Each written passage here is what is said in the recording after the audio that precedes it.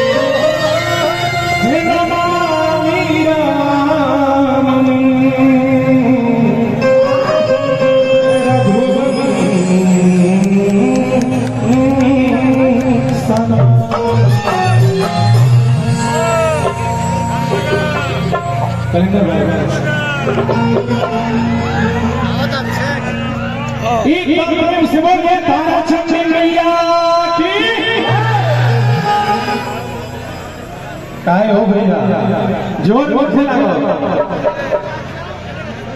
घर से खाना उन्हें खा के आई बनी अरे जोर लगने चाहिए सेना मैया की।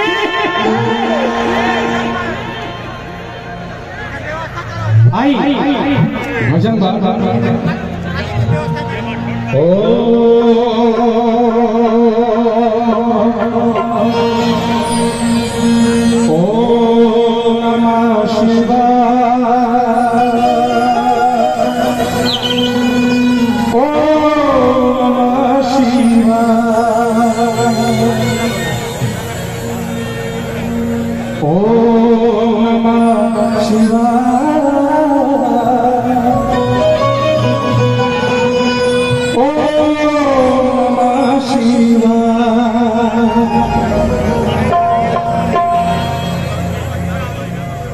एक बार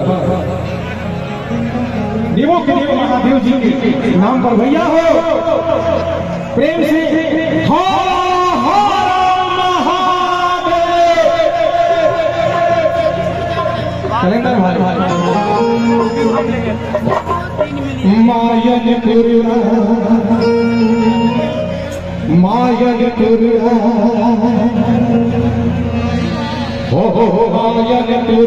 भैरव बाबा मायनपुर भैरव बाबा राम कोई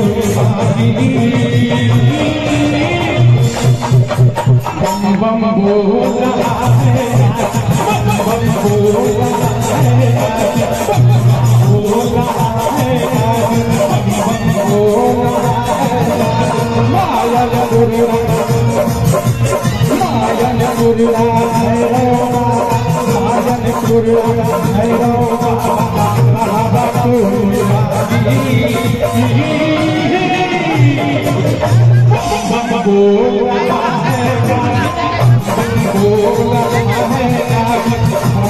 बोला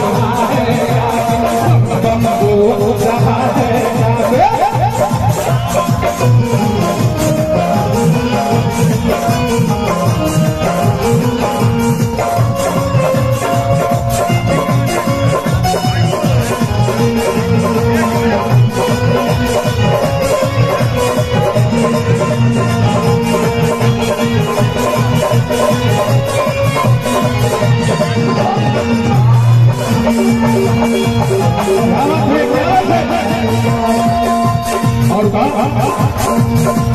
दूर आवेला भोला के दर्शन आवेला